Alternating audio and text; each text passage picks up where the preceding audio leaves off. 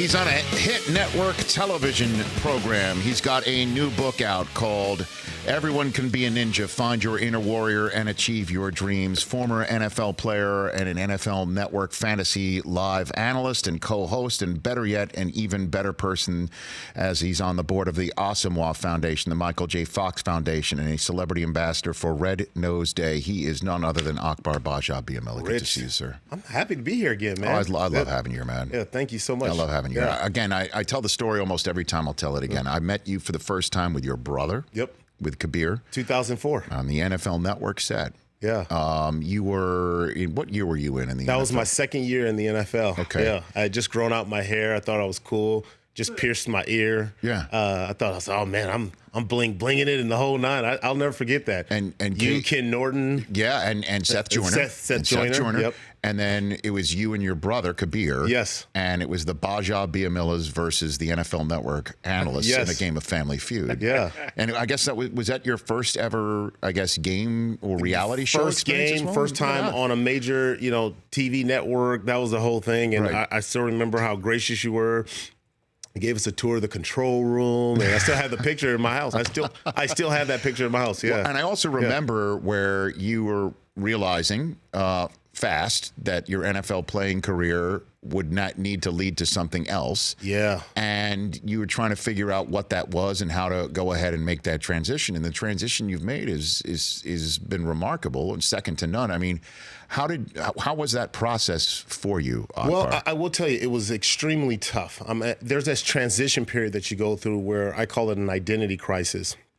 You've been identified for so long as an athlete, and when people see you, your size suggests to other people that, oh, you must be an athlete. You should still be playing. Why aren't you playing? And so there's that part where you're trying to figure out who you are, because I truly believe that the hardest person to know is yourself, because you have denial. You have all these other things, expectations of other people. And once you kind of get through all of that, you kind of figure out who you are, and what you want to do.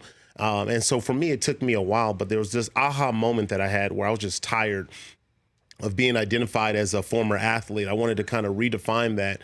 But I also knew, too, getting into this business would be hard for me because I didn't have the career like my brother.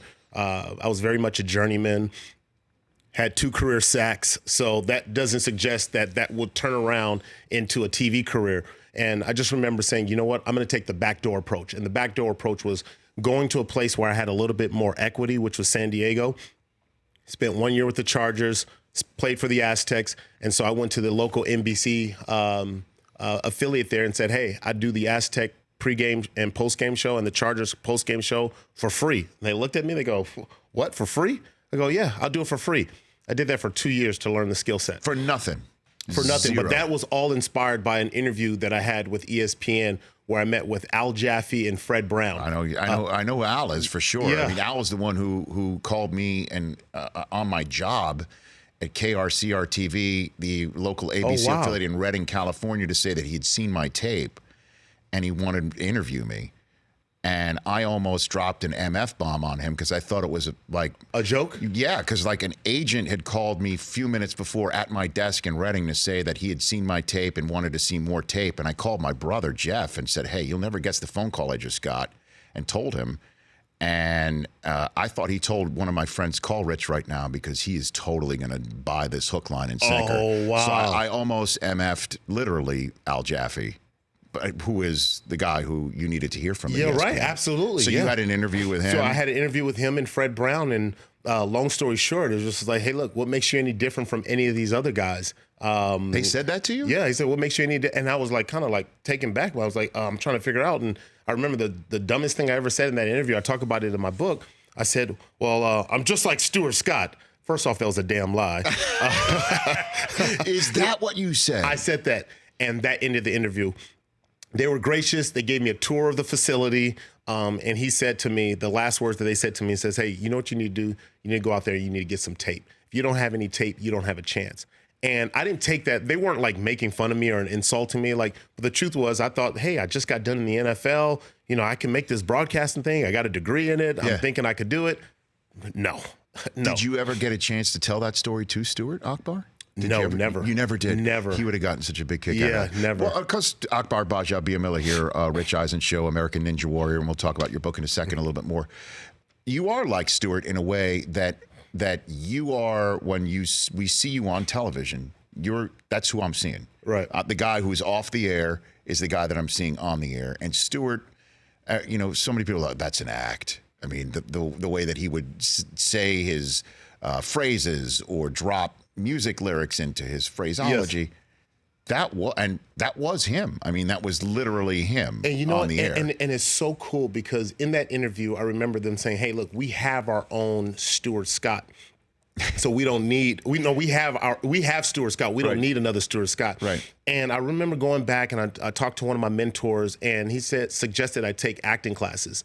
And acting classes not to become the next Denzel Washington, but become a better version of me, and get to be more of me. And what I realized is that I'm a goofy, silly, nerdy dude, and that's just who I am. And one of the things that inspired me growing up was wrestling. And so a lot of my commentary is inspired by wrestling. I love physiology. I love anatomy. And so I bring a lot of that stuff. So you hear crazy muscles being named on there, and you'll hear some of the colorful stuff. But it's a combination of what I grew up listening to Stuart Scott and WWE. No wonder you and Nnamdi Asomugha get along. Yes, I know, right? Yeah, we're different. We're just different. We weren't the traditional, NFL guys, Right. We travel the world. We've been to over 40 countries. You got something else on the ball here. Yeah, we're just different. Well, it's interesting how you also hear in draft conversations that when there are guys who have stuff other than football, they're like, well, is he really focused on the sport? It's intimidating to the owners, and I hate it. I really hate it. Like Myles Garrett is that way. He's, very artistic, and, sometimes now obviously he's such a physical presence, and so sometimes they'll overlook that. But if you don't have the physical presence of a Myles Garrett, then they go, well, maybe he's not into it. It's like, you should. I think owners, teams, they should encourage players to be more of themselves. You're just not one-dimensional. You want a player that is multi-dimensional because it allows him to be even better on the field. But when you lock a person in because of fear that their other interests may take over, I think you're losing who that person is. That person becomes, dissatisfied. Not, you want that person to feel home. I couldn't agree with you more, Akbar, because the way I look at it is if you as a player are viewing life in a way that football's just part of it, and there's more to it, why wouldn't you bring that mindset to the game itself? Right. Why wouldn't you say, well, okay, just like you said, you had 2 career sacks. There's one way to get to the quarterback that I think I know of. Maybe there's other ways. Mm-hmm. Maybe there's other ways to look at this. Maybe there's a larger worldview that you could bring to the sport itself, to your game. Yeah, football is all about control. It's all about control. Neck up. There's a lot of neck up in this sport, man. Yeah. There's a ton of that, and that's what's neat about in this book, Everyone Can Be a Ninja, Find Your Inner Warrior and Achieve Your Dreams, with Akbar Gbajabiamila right here on The Rich Eisen Show. Do you remember the 2 sacks? I absolutely remember. Who'd you get him against? The first one was against Dante Culpepper, who was thick-thighed and very hard to take down. And the other one was against Drew Bledsoe, who was, again, another thick-thighed guy. So one has a little bit more escapability. Yes, Dante was for sure. Was this post-knee injury, Dante Culpepper? No, this is pre. This is pre. This is Dante This Culpepper. is pre. And in fact, I was so out of it. It was Warren Sapp who looked to me and said, "Oh, you popped your cherry. You popped your cherry." And I'll never forget. I was on the side because I just came off and I was just kind of like in a daze. Like, man, I'm starting to feel more comfortable. and I came off the sideline. And I remember Ted Washington was to the left. Warren Sapp was to the right. You popped your cherry. You popped your cherry. Like, yeah, you got a sack. Yeah. I was like, oh, shoot. I'll never forget that. Yeah. Against Culpepper. Yeah, against Dante Culpepper. Nate Burleson was on the field then. I have that picture in my home on my wall, and Nate Burleson's in the back looking back as taking down Culpepper. Yeah, Nate's another guy without the championships or Pro Bowl racked up that's done an incredible job. Right, he does. Personality, swagged out as heck. Heck, yeah. He really is. Let's talk a little bit of American Ninja Warrior that, again, is going to be on again tonight. When you who walks you through the course? How does that work for you? Well, it used to be that they have a diagram and that they send out, and I used to study it just till I was nauseous, and I wanted to know every angle and so on and so forth. So they PDF you on an email or something like that? And you get it, and of course we got to keep it and guard it so none of the ninjas hack into our site and try to figure out how to prepare for it, because they don't get a chance to see it until they step on the course. And what I realized is that it kind of took away from the analysis. So now I wait until the day of until I see the obstacles. So I'm just as enamored by the obstacles as the competitors are. So the authentic reactions are real on TV. So I walk through and I'm like, who the, just like I heard you earlier, I'm like, who designed this? Hold on, what is the name of this again? Yeah. How does this work? And I'm like, oh, heck no, nobody's ever getting through this. And so when I see somebody get through it, I'm genuinely surprised because I'm like, this is ridiculous. It's ridiculous. I mean, I ran it last year for the first time, and I can tell you, I'm glad. Like, it's like me jumping out of a plane. I did it once. I survived. I'll never have to do it again. Right. So when people ask me about it, I was like, oh, I ran the course already. It's on YouTube. You can go Google it, YouTube it, because I'll never do it again because it's that difficult. It's really that challenging. Did you get through it? Oh, heck yeah, I got through it. Oh, yeah, man. I was nervous, though. I was more nervous than I ever was in my life, in any football game, college game, because I say, man, I could lose my cred here. If I go down, how could I tell the next ninja that they need to do this? And then, because I'm that guy. I'm the hype guy that telling you what you need to do on the course. And if I go down, like, that was pressure, Rich. That was pressure. It's more pressure than you running the 40. It's more pressure than you running the 40. I am stepping out of my own wheelhouse by doing that, even though I have done it now 15 years in a row. Has it been 15 years? Yeah. It's coming up 15 years. And you've gotten faster, huh? Yes. Excuse me. There's a lot of haters over here. It's all right. I'm used to it. Haters or truthers, one or the other. Have you ever gotten into like the 4.9s? Oh, 4.9. I mean, that would be. Yeah, with my grade point average. Maybe. What's your fastest time? 5.94. 5.94. You're joking, right? No, excuse me. Try doing your Ninja Warrior course in a suit. Okay. I'm running in a suit, man. But hold on. First off, like a parachute behind me, and I'm also not physically gifted. Okay, hold on. First off, I've been watching you since I was at least when I first got cable, which was in college. Okay. So I know you rich. So I know. Okay, that's my name. No pun intended there. So I know you can afford the Lycra suits with the stretchy material. You're running in the stretchy material. Just this year, I got the Sweat Taylor gave me a suit this year. That's stretchy? Was the first time. Otherwise, it was like full on. Yeah, a little bit stretchy. Yeah, a little bit stretchy. So, I don't want to hear the excuses. I'm not. You said running in a suit. Well, I'm saying that, I've gotten, Snoop once gave me, and that's a name drop. Okay. Said take off the jacket. Yep. And wear a bow tie, because he's trying to make me aerodynamically sound. Yeah. And I just won't do it. That's not my uniform. My uniform is the long tie. Yes, it's suit and tie. It's what I do. All right, I'm not gonna hate on you. 5'9". I'm not gonna say. Well, I mean, if you want to hate on me on this sort of thing, we can put up our respective first pitches if you want to do that. Okay, I take it back. If you'd like to backtrack, if you want to moonwalk a little bit, I will allow it. I will allow it since you're my guest. I am the host. I'm more than happy to do that. You do know I played linebacker, so I know how to drop back into coverage. I can drop back into coverage and come off the line real quick. But I do love that you said that you used to, bring your, I guess, if you will, player mentality. You need to prepare. Yeah. That you wanted to know the course cold before walking in. And now you are several years into it. Like, I'm just going to read and react to this thing. Like, you're comfortable enough to do that. Because that is the natural. I want to hear your natural reaction. But you're saying these ninjas aren't given even a heads up? No. They just know that running up the wall is going to be required. Now it used to be there's two staple, the beginning obstacle and then the end. But now we've changed up the front. Last year we had the archer steps. This year we have the shrinking steps. So even that they didn't know that until they first got there. But then all the obstacles in between. So what we do is sometimes we'll set up obstacles, especially when we're out in public. Yeah. We'll actually put out dummy obstacles until the night of, because some of the ninjas will get hotel rooms and they'll start. Come on. Oh yeah. You guys, you think the NFL is the only one with gate? Oh, we got ninja gates too. We got ninja gate too.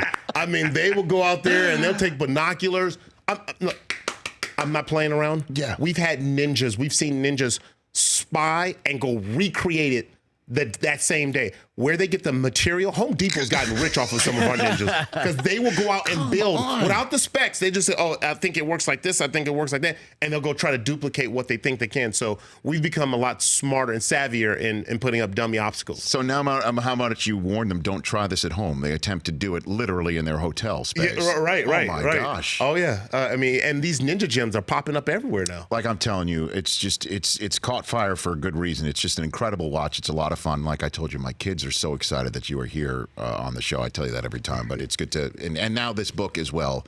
One of the hardest things I've ever had to do. I bet. What is it? What does this mean to you that you have your basically life story right here in a book and try to let folks know how to have their inner warrior? Well, to me, it was a personal project. I had been inspired. It's been really like a lecture hall for me hosting Ninja Warrior now for the last 8 years and watching these ninjas kind of go through obstacles. But it made me kind of think about my own personal life and just the personal obstacles that I had to overcome from growing up in South Central Los Angeles to being an undrafted free agent and then trying to break into an industry, that was really set for guys with yellow jacket playoffs and so on and so forth. Mm-hmm. And I become very vulnerable talking about, my childhood with my mother being an alcoholic and then losing my mother in a car accident.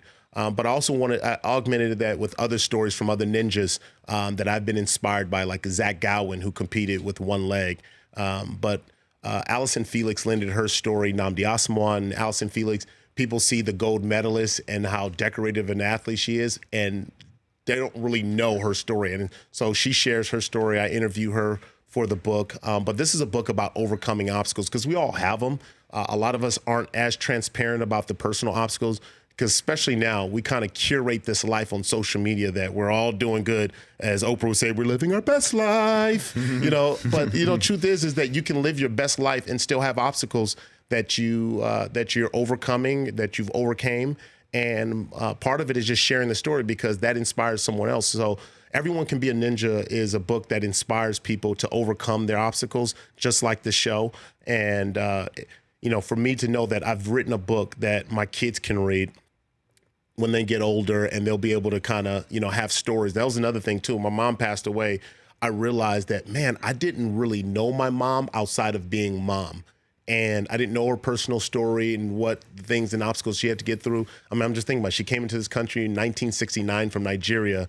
I can only imagine the hardship she had to acclimate to the American culture. I was able to get my father's story in here, and stuff that blew my mind away because I just asked my dad. I mean, and that's some of the things how much of these stories do we get out of the people who are even close to us? My dad came to this country with $500 in his pocket. I was just and that's the equivalent of it today. $500 is the equivalent of today's $500.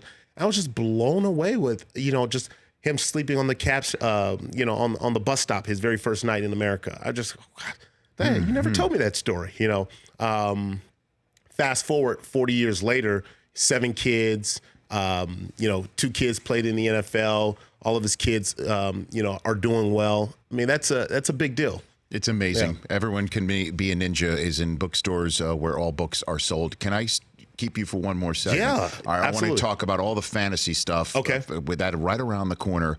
But when we come back on the television side of things, you have locked a copy of Everyone Can Be a Ninja inside of an obstacle box. An obstacle box. Yeah, we're renaming the puzzle box as an obstacle box. Yep. Okay, and Chris Brockman, you are holding it right there. In the television-only segment, you will attempt to open that up? Is that what you're going to attempt to do? Yeah, okay. Man, I'm going to try. How many people have had to? Over 250 people have tried. Yeah. Common, Layla Ali, just to name some of them. Those are name drops. Yes, very good. And I'm offering $1,000, Chris, to you right now. All right. If you can open it, you get $1,000. I'll PayPal it to you, or if you like cash, I can do that too. You're a Venmo guy, aren't you? I'm a Venmo guy. Okay. I don't do Venmo. He's got about neither do I. Yeah. See, we're brothers in non-Venmo. So in a minute, is that fine? No, 3 minutes. It'll take him 3 minutes, but he can start on now? it. But, okay. No, you'll start in the television-only segment, and then you will try to finish it by the time we get back with Akbar on the other side of the radio break. How does that sound? That's next right here on The Rich Eisen Show with Tyson Fury making his way to our set. All right, Akbar Gbajabiamila has locked a copy of his book, Everyone Can Be a Ninja, into his own. You made this, huh? Yes, I made this. Yeah, designed it. An obstacle box. Yep. All right, Chris, you've got 3 minutes to open it up. You do it, you get $1,000. Okay, here we go. Well, look at Chris. Well, you guys can just have a conversation. No, we're having a conversation. We just want to watch you. About you going. Yeah. What about that thing in the middle, Chris? You want to move that up? Does it move up? It doesn't move. Nothing moves? Something's got to move. It doesn't move. And just remember, and you're familiar with the show. The show American Ninja Warrior is about, ninjas going through obstacles. I just told you that the book is about overcoming obstacles, and I thought how fitting we put the book into an obstacle box. And now this was inspired by my 5-week trip to Morocco. I was in Morocco, and they love puzzle boxes over there. Maybe you shove it together. Does it push something in, Chris? There's a lot of time gone by already. But you haven't even moved it. Do you want to try this? You're losing time. It's $1,000. What about You can't. that thing on the side, Chris? What are the thing on the side? Give it a mic. Give it a mic. Pass it off. Pass the baton. It would be so great if he just takes 5 seconds. You said it could be opened in 15 seconds? It can be 15 seconds. 15 seconds. You designed it. Of course you can open it. No. But seriously, it's so simple. Like, you just have to take time and mess around with it. Well, you're only giving us 3 minutes. I just said it can be done in 15 seconds. Nobody's ever opened it? Oh, no one's ever opened it. Close. Uh-oh. Oh, Mike, do it! Oh! That's it. That's gotta be it. Uh-oh. Somebody's... I heard a click. Del Toof! Do it! Spin it. Turn it. Spin it, turn it. He said spin it, turn I it. heard a click. This is called the Everyone Can Be a Ninja Challenge. Has anyone gotten as close as Mike? He might be the first one to figure it out that quickly. It's taking people right at the last minute to figure it out. Mike. Mike, you're going somewhere. You had a beautiful mind. Mike, you're right there. Come on, Mike. Go. Keep going with the one that you had. Wow. Oh, I heard a click. I'm not even gonna lie. Hey! Oh, I heard it. It's moving. Oh my gosh. Why are you gassing him up? Come on. What about one of those bars at the top? Does it click off?